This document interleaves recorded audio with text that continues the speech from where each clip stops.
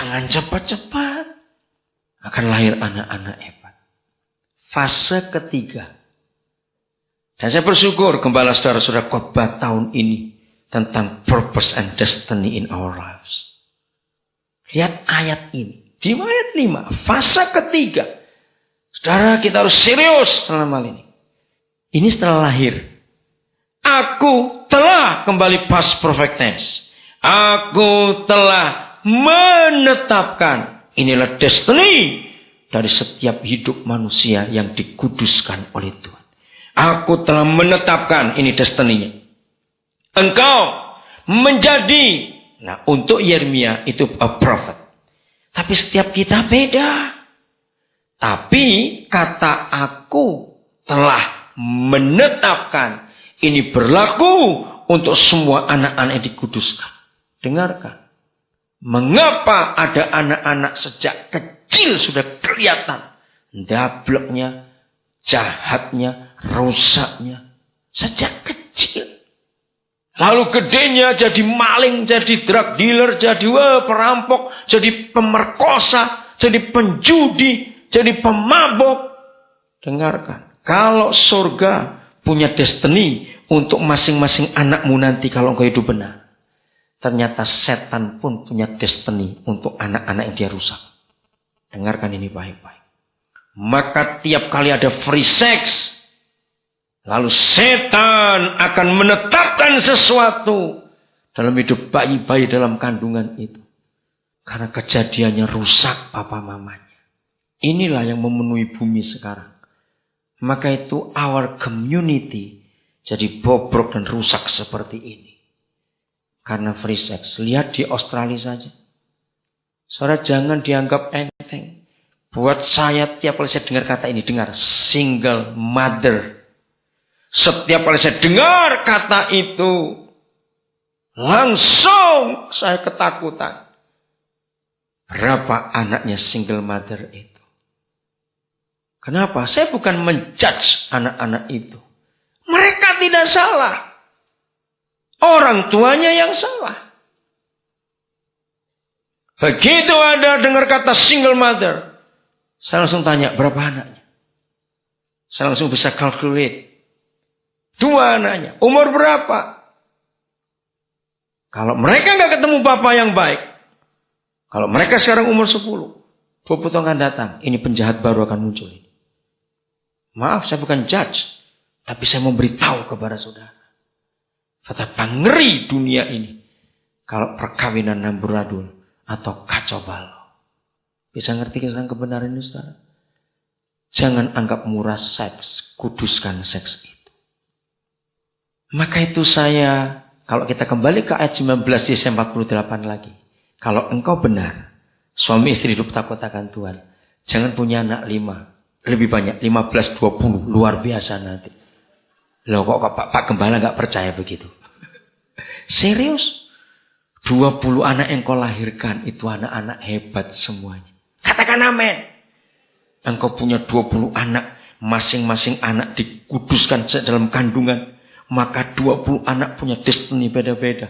Misalnya 1 lawyer, 1 pilot, 1 ini, 1 itu, 2 ini. Wah terus semuanya. Matimu merem betul besok kalau anakmu sudah besar. Matimu gak akan melotot. Kenapa banyak orang tua matinya melotot? Sebab enggak tanda kelakuan anak-anaknya.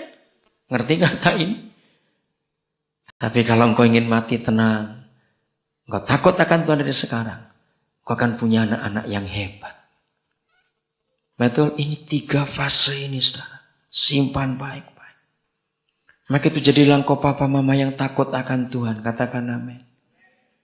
Anak-anakmu akan kenal Tuhan lewat hidup kita. Suami istri yang diberkati oleh Tuhan. Ayo hari ini kita ambil putusan maaf. Engkau jangan nyesal.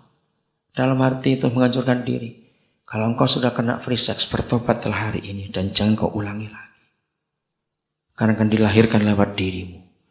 Orang-orang hebat di dunia ini. Ayat terakhir. Yohanes 1 ayat 13. Dalam pelayanan kami, saudara, ini yang kami tekankan betul. Begitu ini yang kami buat di Papua. Kami ingin menyiapkan generasi baru yang betul-betul takut akan Tuhan. Kami mengasramakan anak-anak itu. Saya ingin menambahkan satu kata supaya lebih mudah. Kata ada. There is. Ada orang-orang. Jadi nggak cuma satu. Kalau orang satu saja, singular, langsung ini menunjuk kepada Yesus. Tapi ini orang-orang. Ada orang-orang yang diperanakan, yang dilahirkan. Bukan karena darah atau dari daging. Bukan dari darah atau dari daging. Bukan pula secara jasmani oleh keinginan seorang laki-laki. Ini heran. Inilah godly offspring, katakan amin. Yaitu orang-orang atau bayi-bayi yang dilahirkan bukan karena hawa nafsu laki-laki, bukan karena keinginan manusia, melainkan lahir dari Tuhan. Ini yang Tuhan mau dalam kehidupan kita. Lahir dari Tuhan, bukan karena seorang manusia. Hebat sekali kalau semua pernikahan melahirkan anak-anak ini. Inilah orang-orang hebat yang akan memberkati bumi, akan menjadi leader-leader di dunia yang akan datang ini, di generasi yang akan datang. Maka itu siapkan dirimu anak-anak muda dalam pernikahan. Maka setiap anak yang kau lahirkan nanti, enggak ada anak yang bingung-bingung nanti gimana masa depanmu, enggak. Sejak dalam kandungan destiny sudah kelihatan jelas siapa mereka. Sungguh inilah kekayaan sekali yang Tuhan berikan kepada kita dalam hidup ini. Maka itu tidak ada buku, baik itu buku agama maupun buku-buku buatan manusia yang seteliti Alkitab kita bicara soal our generation. Dimulai dari papa mama yang takut akan Tuhan. Kalau papa mama kita sudah salah, oke, ampuni mereka. Mulai dari kita. Satu ayat lagi yang Jumat malam saya sudah baca, jadi sudah sharing. Jadi yang tidak hadir Jumat, cari kasetnya supaya sudah makin kuat. Ratapan pasal 5 ayat yang ke-7. Mengapa lahir generasi yang rusak ini? Pasal 5 ayat 7. Nah, itu yang terjadi di dunia sekarang ini karena free sex. Ayo kita baca bareng-bareng. Ratapan pasal 5. Agak sulit dicari. Kalau saudara tidak biasa baca Alkitab, bukan sulit cari kitab itu. Oke, sudah dapat semua? Mari kita baca 1, 2, 3. Bapak-bapak kami. Ayo. Berbuat dosa dan mereka tidak ada lagi. Dan kami yang menanggung kedurjanaan mereka. Ngeri sekali. Kenapa bapak-bapaknya nggak ada lagi? Ya karena bajul-bajul tadi itu. Saudara dengarkan. Perempuan mana yang bisa sayang anak dalam kandungannya? Kalau dia tahu bapaknya anak ini lari dari dia. Dia jengkel dengan anak ini. Bapak mau aja nggak ngurus kamu. Kenapa kau nyimpan kamu di sini? Maka itu perempuan yang hamil di luar nikah. Yang gak ada bapaknya, gak ada suaminya. Dia akan bunuh anak itu. Karena dia malu. Bapak-bapak kami berbuat dosa. Dan mereka tidak ada lagi. Tapi kami yang nanggung perbuatan mereka sekarang. Hai anak muda, jangan kau lahirkan generasi ini. Katakan amin. Jangan kau lahirkan. Tuhan cari yang benar. Untuk engkau punya anak-anak yang hebat. Kuduskan caramu berpacaran. Amin. Kuduskan.